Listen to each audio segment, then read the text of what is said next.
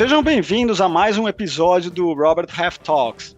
Eu sou o Mário Custódio, faço parte do time de Executive Search da Robert Half e hoje nós recebemos a Zeina Latif para compor a mesa, também o meu colega da Robert Half, Leonardo Berto. Obrigado, Léo. Obrigado, Mário. Mais uma vez é um prazer estar aqui com você. Zeina, um prazer dividir esse espaço e te ouvir aqui um pouquinho. Agora apresentando a nossa convidada, para quem não conhece, a Zeina Latif é economista, sócia da Gibraltar Consulting desde 2013, tem passagens em instituições como XP, como economista-chefe, é colunista do Globo e autora do livro Nós do Brasil. Zeina, muito bem-vinda, é um prazer tê-la aqui conosco no Robert Half Talks. Prazer é meu, obrigada. Bom, Zeina, eu queria começar esse bate-papo já direto ao ponto. Falando um pouco de economia, contexto macroeconômico, cenário econômico atual e também as influências externas. 2025, e aí? É um ano para a gente estar otimista, pessimista? O que você diria para a gente? Olha, acho que o meio do caminho é o mais sensato. Eu vejo, às vezes, leituras muito pessimistas em relação ao ano. Claro que tem a alta de juros, claro que isso tem impacto na economia, mas acho que a economia brasileira tende a ter uma resiliência ainda, sabe?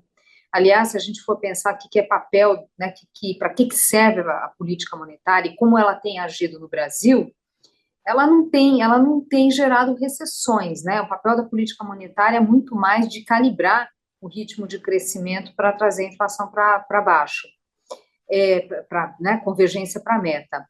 Quando a gente olha a experiência nossa, os momentos que nós tivemos recessão não era por causa de política monetária contracionista, foi porque tinham outras crises acontecendo. Foi na crise global de 2008-2009, que, aliás, até teve corte da Selic depois, na recessão do governo Dilma, que não era apenas, tinham muitíssimos erros e amplos erros de política econômica, não era só juros altos, e numa crise política severa, a gente viu ali investimento da economia despencar, mas era muito associado às consequências dos escândalos de corrupção, por exemplo. Não dá para a gente atribuir toda a queda de investimento que teve ali ao aperto monetário, e depois, claramente, a pandemia. Outros momentos que a gente teve aperto dos juros não geraram, não dá para a gente dizer que foi, né, geradores de recessão. Então, acho que é um quadro de resiliência da economia, lembrando que nós temos também, né, setores que tendem a sentir menos o impacto dos juros. Tradicionalmente, setores de commodities, que estão muito mais associados à dinâmica externa. Mesmo quando a gente olha no mercado de crédito para a pessoa física, no geral, se mostra mais resiliente também.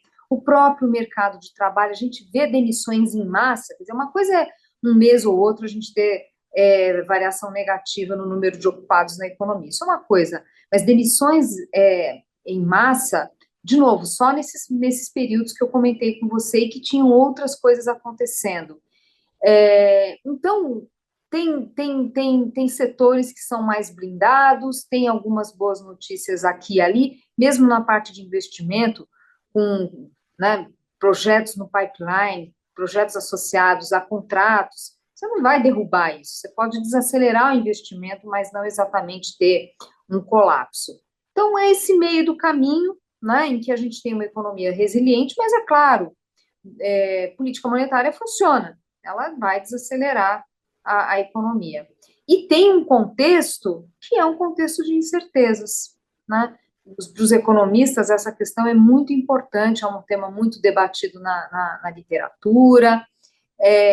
Muitas vezes a gente vê o mau humor do investidor, e não é porque a Selic, é porque você tem ali graus de incertezas em relação à economia. A gente tem, né, um país que daqui a pouco vai ter eleição de novo, tem o cenário internacional, então esses fatores também tiram força da economia num país que estruturalmente, claro, tem muitas restrições para ter elevadas taxas de crescimento.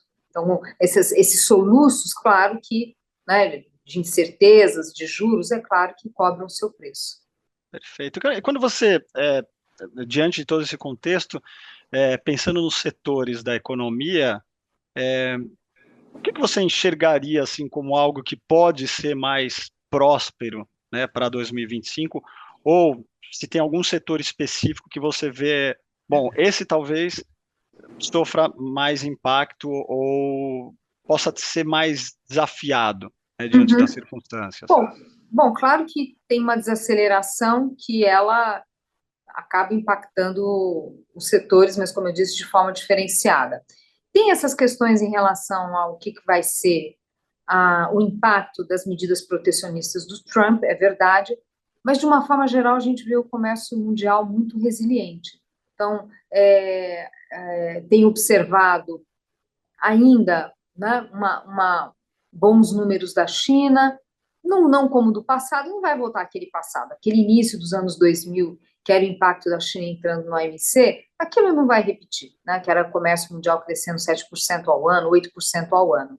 Mas eu vejo ali um comércio mundial que tem, né, nesse contexto de protecionismo, guerra comercial, desaceleração na China, tudo isso, apesar disso, com sustentação.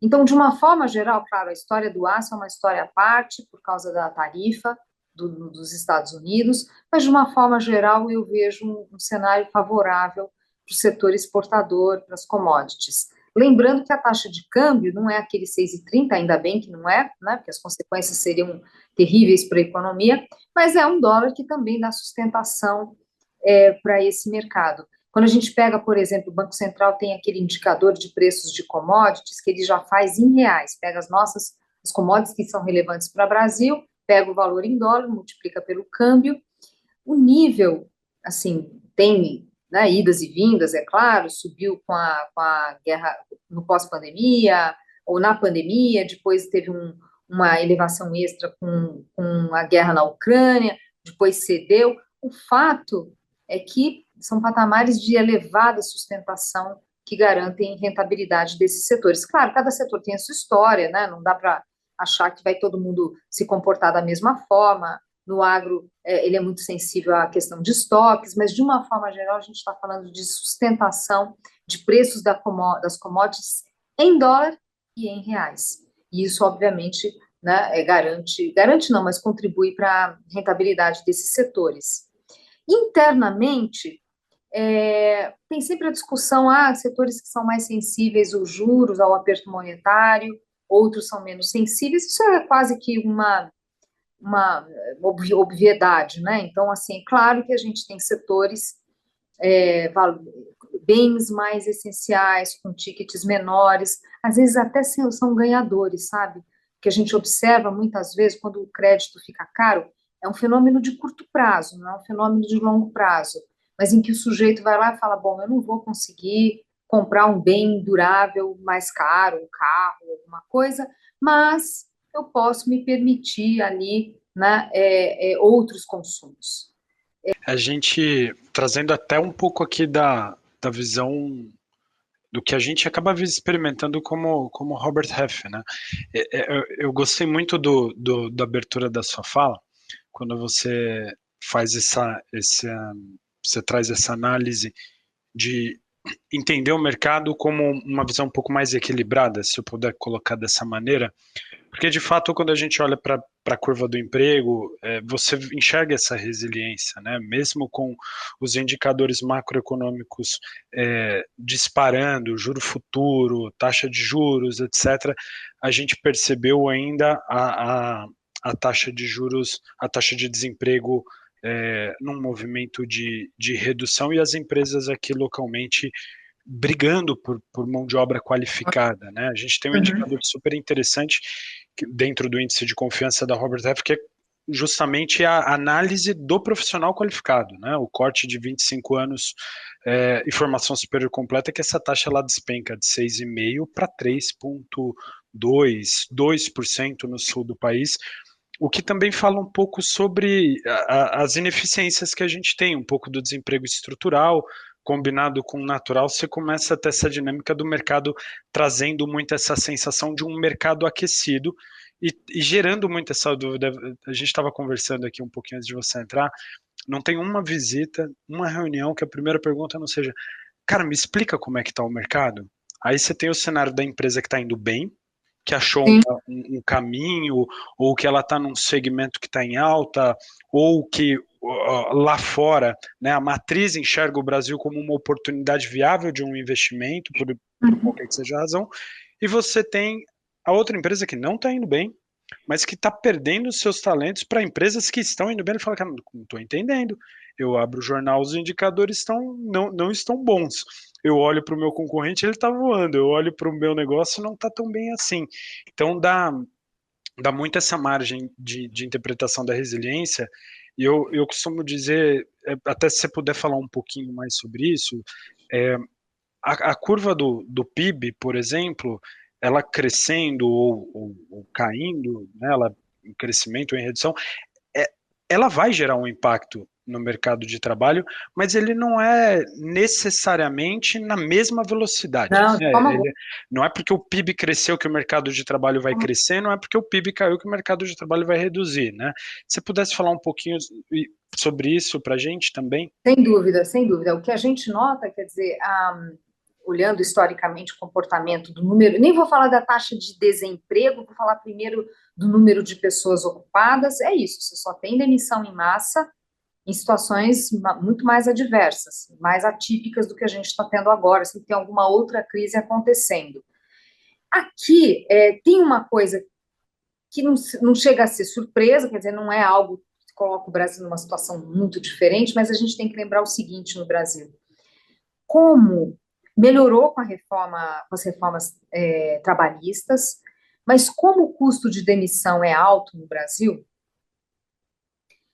muitas vezes isso significa também limitar a contratação. Você fala, puxa, é uma economia volátil, eu vou contratar só aquilo que é o mais importante agora, porque o custo de demissão lá na frente é tão caro, tem tanta judicialização. Eu acho, a minha avaliação é que esse tipo de coisa também acaba contribuindo para esse quadro. Vai demitir, mas se não contratou tudo lá atrás que queria, né? Essa é uma coisa. A outra coisa, você indiretamente, quer dizer, diretamente já falou, mão de obra qualificada. Sai caro você dispensar uma mão de obra qualificada, né? Porque você depois vai ter dificuldade. É um capital humano que pode fazer falta. O que a gente tem observado hoje no Brasil é um crescimento muito forte de pessoas pedindo para sair, na verdade, pedindo demissão, porque tem um mercado de trabalho aquecido. É claro que vai estar associado a pessoas com qualificação. Então, de fato, nesse mercado de trabalho apertado, esse fator ainda é mais forte. Então, juntando tudo, eu acho improvável a gente ter um quadro de queda, de aumento do desemprego. De novo, pode até ter aqui e ali, né, por uma desaceleração.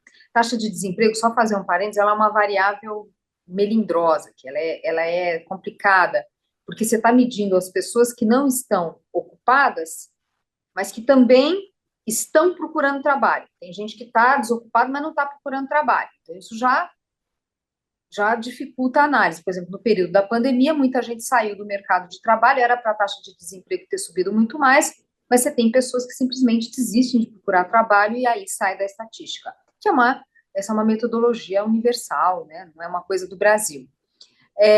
Então, tem fatores que mexem nessa taxa de desemprego.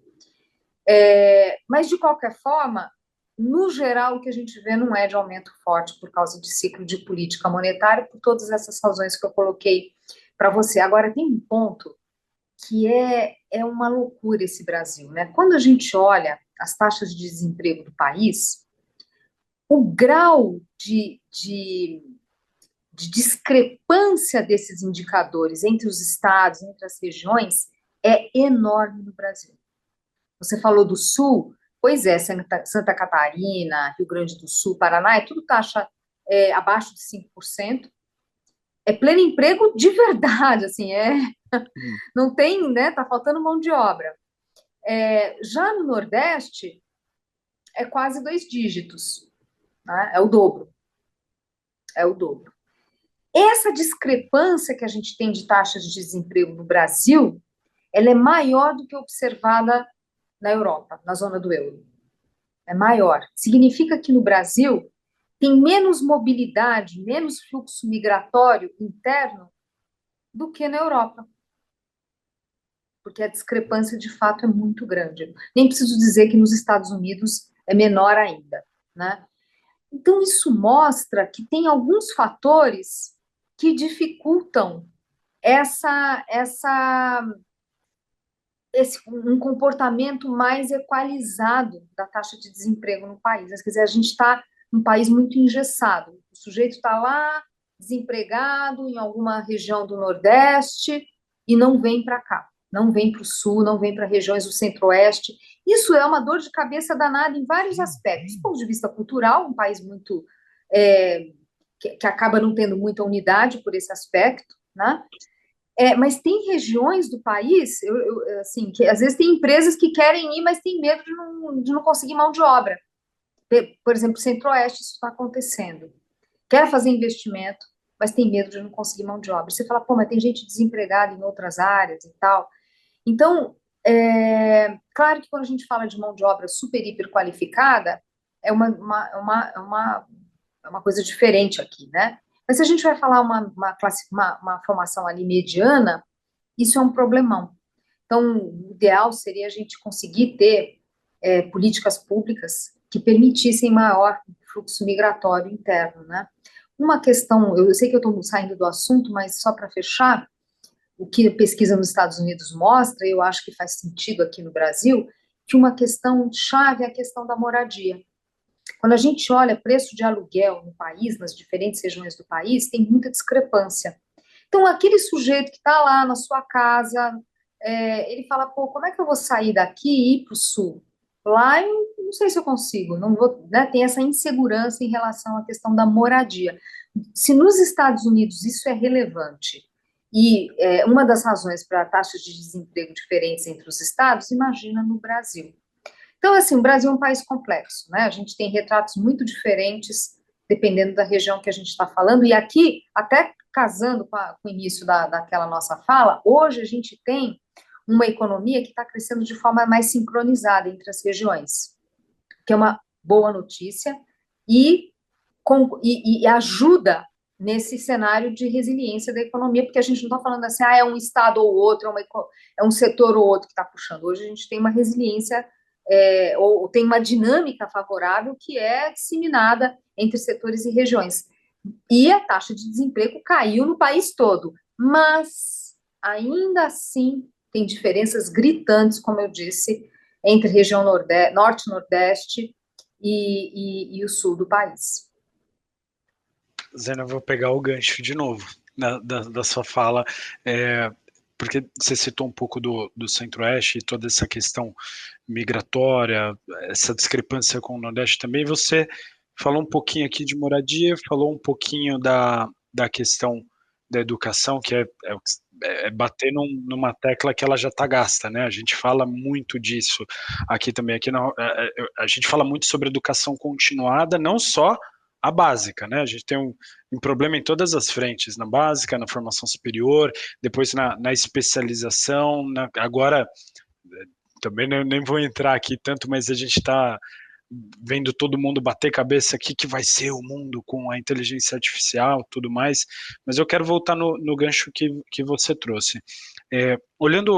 Pegando o exemplo do Centro-Oeste, você tem ali uma presença grande do agronegócio, você tem papeleiras, você tem polo industrial farmacêutico, e você vê muito essa característica essa dificuldade. Você teve um início ali com o início da pandemia, com o trabalho remoto das pessoas sendo contratadas em outras regiões para prestar serviço, e agora no contexto que a gente está gravando aqui hoje, 2025, a gente já vê uma retomada do trabalho presencial muito grande, ou seja, extinguindo um pouco do que havia sido uma ferramenta para tentar achar um pouco desse equilíbrio. E do outro lado, a gente vê muito ali as empresas, ok, não dá para ficar reclamando, a mão de obra desqualificada, eu preciso de gente, políticas públicas não estão sendo tão eficientes, etc., e a gente vê as empresas investindo na formação, né, trazendo programas de formação interna. A gente viu nos últimos 15, 20 anos emergir a questão das universidades corporativas, mas eu queria voltar para esse lado de políticas que você trouxe. Além dessa questão migratória, ou mesmo de favorecer a questão do investimento na educação, quais outras estratégias você enxerga que seriam importantes, ou o que estaria ao nosso alcance assim, de curto, médio prazo, que valeria a pena a gente trazer para trazer um pouco mais de força para esse mercado de trabalho e tentar equacionar melhor essa discrepância? Uhum. Olha, nessa questão da moradia, ela, na verdade, assim, o que eu vou falar, na verdade, vale para tudo. O que nessa literatura tem se discutido é que os empecilhos, né, as dificuldades do ponto de vista dos marcos jurídicos do país faz com que seja caro construir, né? É caro.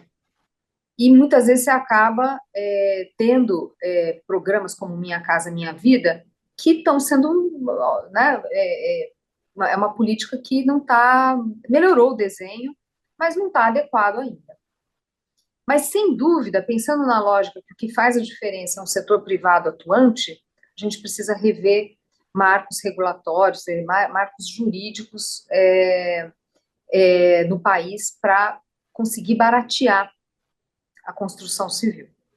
Então, por exemplo, a gente tem, vamos pegar a cidade de São Paulo, a gente tem vazios urbanos dentro da cidade de São Paulo, regiões que não tem gente, tem infraestrutura, regiões centrais, tem infraestrutura e não tem gente, por causa da dificuldade da construção.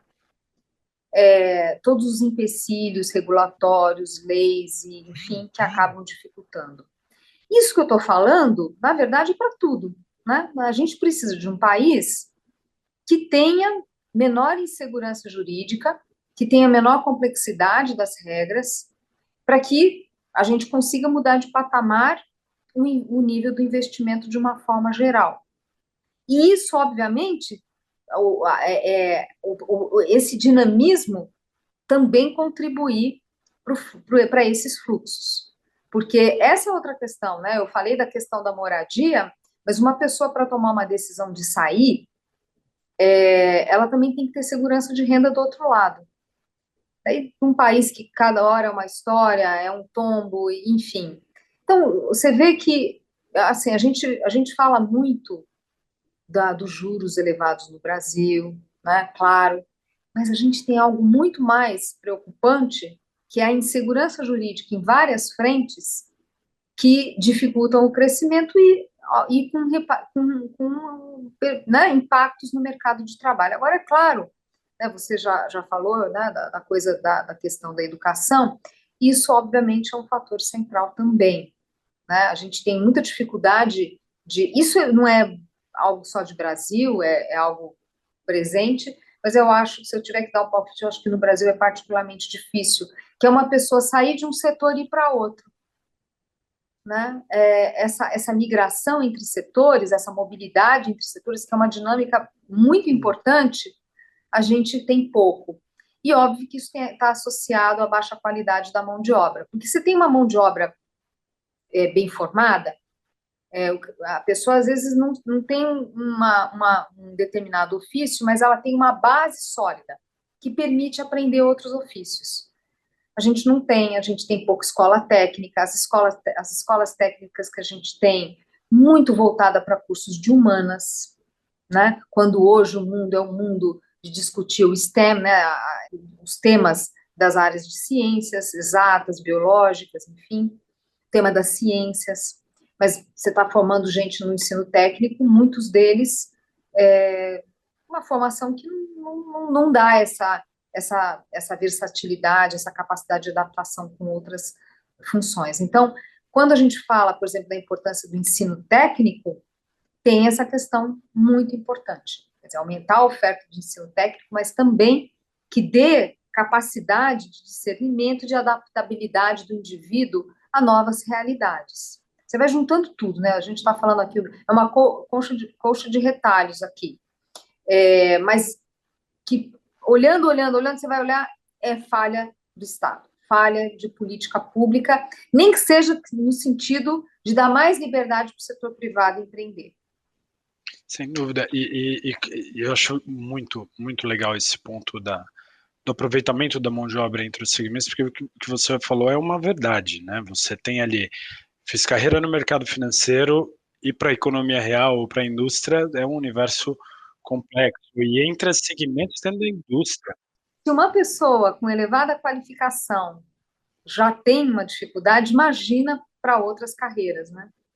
Exato, a gente enxerga às vezes nos grandes grupos, às vezes grandes grupos, as empresas muito grandes, com aquela infraestrutura de quadro organizacional muito bem definida, quadros de liderança muito sólida, quadros de uma liderança intermediária, que é o que você está falando, com uma qualificação absurda, como é no mercado financeiro, ela tem até um pouco mais de facilidade de poder fazer esses testes. Mas ainda assim, quando você olha entre segmentos, isso é muito mais restrito. Que dirá naquilo que é uma parcela relevante, super relevante do mercado, são as pequenas e médias, o micro, a pequena empresa, a startup. Você não consegue, você acaba ficando refém da qualificação, da especialização. Você é um varejista, eu preciso de alguém do varejo. Aí começa, a gente volta lá para o início da nossa conversa. Exato. Você sabe que tudo isso, no final, às vezes essa é uma crítica, assim, de alguns economistas, e eu me coloco certamente nessa categoria. O Estado tem que cuidar de pessoas, não de empresas. O Estado tem que tratar de capital humano. E aqui a gente está falhando muito. E quando a gente fala capital humano, não é só educação, é a função primordial do Estado. O cara tem que ter segurança, saúde, educação. Isso é a função primordial do Estado. Porque daí, se o setor público faz bem esse seu trabalho, se o Estado entrega isso, né, olha, o sujeito a casa dele tem saneamento, ele terceirizou, não importa, mas a casa dele tem o cara consegue levantar e trabalhar todo dia, a saúde dele está ok, se não tiver, ele tem para onde ir, e ele tem segurança pública. É disso que a gente está falando. Entrega isso. O resto, com parcerias, com boas regulações, como eu falei, marcos jurídicos bem desenhados, o setor privado entra. O problema é que o Estado brasileiro fica querendo resolver coisas e no final não cuida de nada bem, né? É verdade que a gente tem um SUS que até funciona na comparação do que existe no mundo, o SUS até vai bem, mas muito desigual também, depende, mas todo o resto, né? Então, a questão, assim, tinha que cuidar das pessoas, é para isso que tem que servir o Estado. Cuidar das pessoas e deixar o setor privado entrar com boas regulações, né, do resto. Existe algum... Você conhece, tem algum exemplo de algum país que viveu uma situação parecida com a nossa, que dá para trazer algum tipo de analogia e que virou a chave e hoje está numa situação bem, vamos dizer assim, melhor equacionada, vamos dizer assim? Olha, o Brasil é um caso muito único, né? Porque se a gente for pegar a América Espanhola, se foi bom, se foi ruim, o fato é que se dividiu toda, né? E são países menores e que o menor grau de complexidade, às vezes, é um fator que ajuda a construir consensos. Então, quando a gente pega os países que conseguiram sair da armadilha da renda média nas últimas décadas, né? Uma coisa é o país rico lá atrás, outra coisa é o país que tinha renda média e conseguiram se tornar países ricos. Geralmente são países pequenos, menos complexos, que tinham ali um objetivo comum que a sociedade abraçou, como, por exemplo, Portugal na entrada na União Europeia, né, o foco de entrar na União Europeia. O Brasil tem uma complexidade enorme. Se, por um lado, acho que isso poderia ser um potencial para lá na frente a gente ter um país, uma nação mais sólida, né? Porque, afinal, a gente sabe como a diversidade, ela dá trabalho, a diversidade dá um trabalho, mas traz tanto retorno, né? Nesse mundo tão complexo, a diversidade, ela é uma vantagem. Eu torço para que isso seja no Brasil, porque nós somos um país com diferenças muito grandes. A construção de... Tudo isso bate lá no Congresso, tudo isso bate lá em Brasília.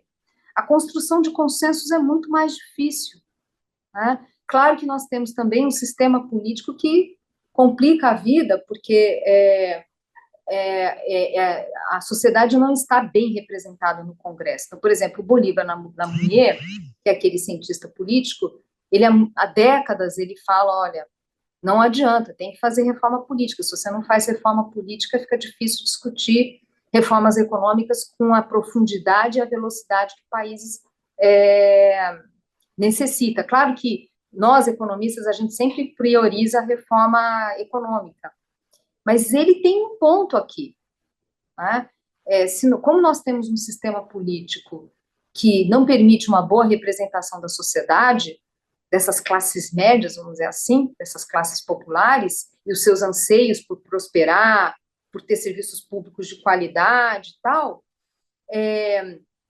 claro que também essas reformas elas ficam mais dificultadas. A gente tem um problema de desenho de sistema político muito grande no país. Então, eu diria para você que experiências tão parecidas com a nossa não tem. Agora, a gente tem histórias de sucesso de países que, em alguns aspectos, lembram o Brasil e que conseguiram superar problemas importantes, né? Então, a gente vê um país, por exemplo, como a Austrália, que tem ali um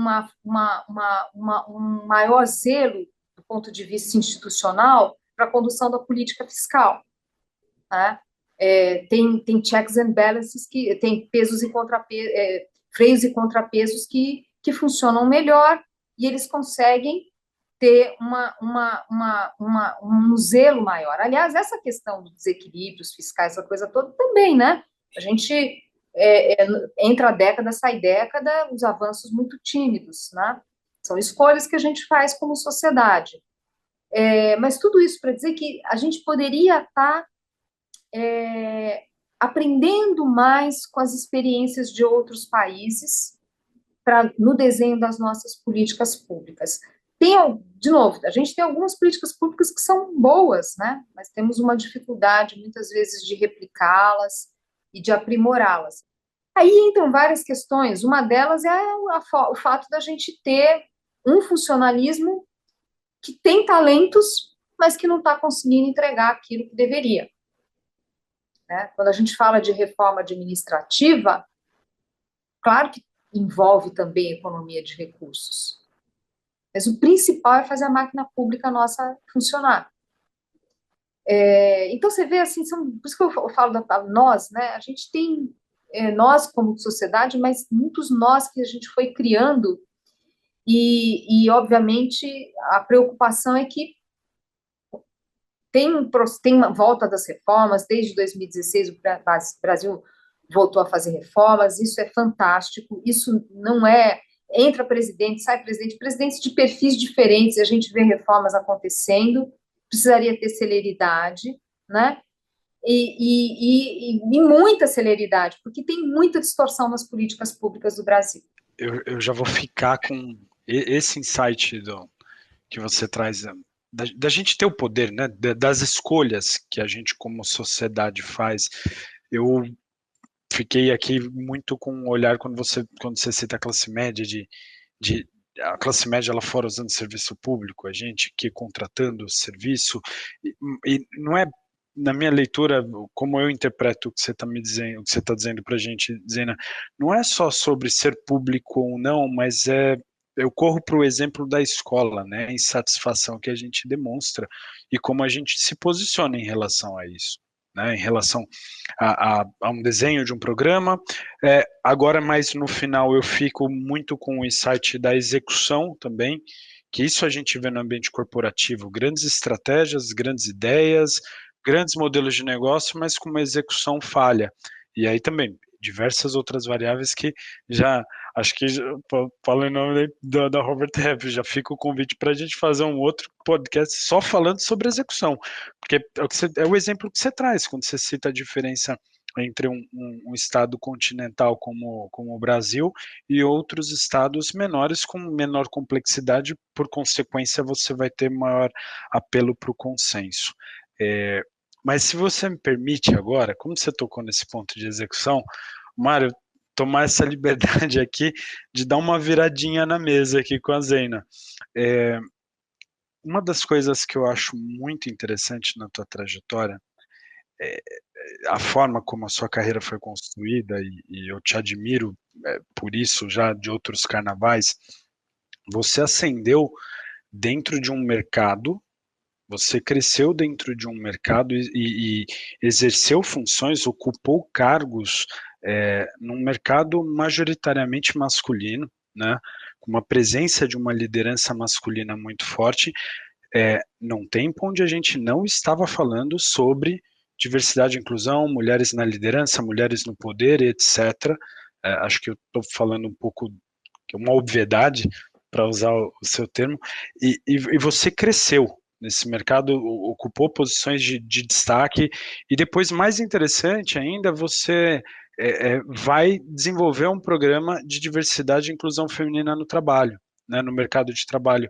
Queria que você falasse um pouco sobre a tua carreira e a conexão com esses programas, Ana, porque é uma pauta que a gente entende que existe um longo caminho aí pela frente, e você é uma referência, sem dúvida. Olha, você sabe que a minha geração, esse não era um tema, né? A gente ia lá e trabalhava e pronto, não parava para pensar, né? Eu entrar numa reunião e eu ser a única mulher, não era um tema para mim isso, né? As novas gerações é que trouxeram essa questão de uma forma muito viva, o que é bom, né? É assim que funciona, né? Tem uma economista, Cláudia Goldin, que ela ganhou o Nobel por causa da pesquisa nessa questão da presença feminina, né? E faz vários estudos sobre isso. E tem um ponto do livro que é muito interessante, do como cada geração uma foi passando o bastão para outra, né? Nessa questão da presença feminina no mercado de trabalho, né?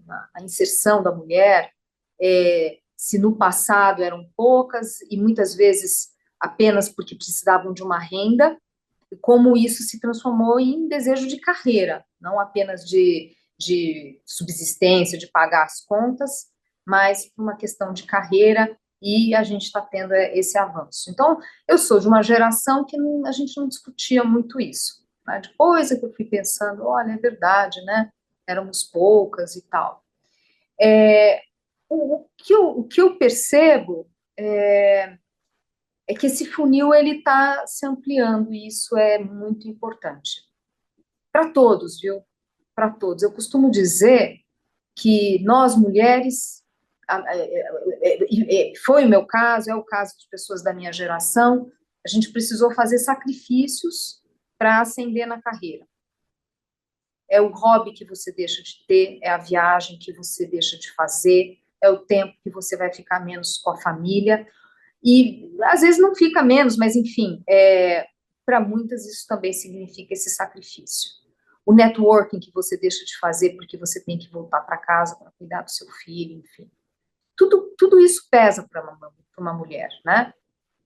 Aquele happy hour que você não vai do trabalho porque você precisa voltar para casa e você quer voltar para casa, não é só que, né? Você quer voltar, você tem um filho ali, é o meu caso, tinha um filho me esperando.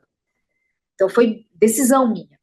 Não, eu vou voltar para casa, eu não vou para esse happy hour. Agora, não quer dizer que não ir no happy hour não tem consequências, porque ali decisões são tomadas, networking é feito. Então, o que eu quero dizer é que o sacrifício para a mulher é maior, o sacrifício pessoal é maior. E nesse processo, muitas acabam desistindo. Não é porque a profissão é menos importante para a mulher do que para o homem, a carreira, mas é porque são perfis diferentes, né? E aí, muitas vezes, as mulheres acabam tendo que fazer essa escolha dura, né? Então, vai afunilando, né? Vai afunilando a carreira dessas mulheres. Hoje, o que a gente vê, esse funil vai se abrindo e cada vez mais, acho que os ganhos disso vão aparecendo também. Começa já a ter pesquisas que lugares que têm maior diversidade, maior presença feminina, vão ser lugares com mais resiliência, que podem navegar melhor em momentos difíceis, podem ter mais rentabilidade. Começa a surgir pesquisa na economia nesse sentido. Mas o ponto que eu queria colocar é que também tem sacrifício envolvido dos homens. Quantos homens não ressentem porque deixaram de ver seus filhos crescerem? Porque tiveram que ser esteio, né? Não se permitiram, às vezes, procurar um trabalho que era mais agradável, porque poderia significar menor receita, menor renda, perdão. Então, eu acho que nessa maior participação feminina é bom para todos, para a empresa, quer dizer, é bom na pessoa jurídica, é bom para as pessoas individualmente, né? Eu vejo das gerações mais novas, os jovens, eles querem poder ter, né, o prazer de acompanhar o filho, de levar no médico, de buscar na escola. É um tremendo prazer isso. Então, eu vejo como algo positivo. E acho que tem um caminho grande ainda? Tem um caminho grande ainda. Mas eu não tenho um olhar pessimista. E uma outra coisa que eu queria colocar para vocês, eu sei que o que eu vou falar é polêmico, mas muitas vezes alguns comportamentos masculinos que as pessoas encaram como machismo, às vezes não é machismo, é o estranhamento. Então, eu chegar numa reunião, sou a única mulher, e os homens olharem, será que é machismo ou é porque é surpresa? Tem também estranhamento, né? Tá todo mundo conversando, de repente entra uma mulher, os homens se retraem, e será que pode falar? Pode falar palavrão? Pode falar tal coisa? Eu não sei se isso é machismo. Tem alguns comportamentos masculinos que eu não vejo como machistas. Eu vejo apenas como esse estranhamento. Então, meu olhar, ainda mais pensando na dinâmica das novas gerações, é um olhar mais construtivo, né? Eu vejo também as mulheres não sofrendo tanto aquele funil tão apertado, né? As mulheres podendo atribuir tarefas que eram tradicionalmente femininas, os homens participando mais e as mulheres ousando mais também. E aqui, bom, aqui tem duas coisas, né? Aqui eu estou falando de pessoas da minha faixa de renda.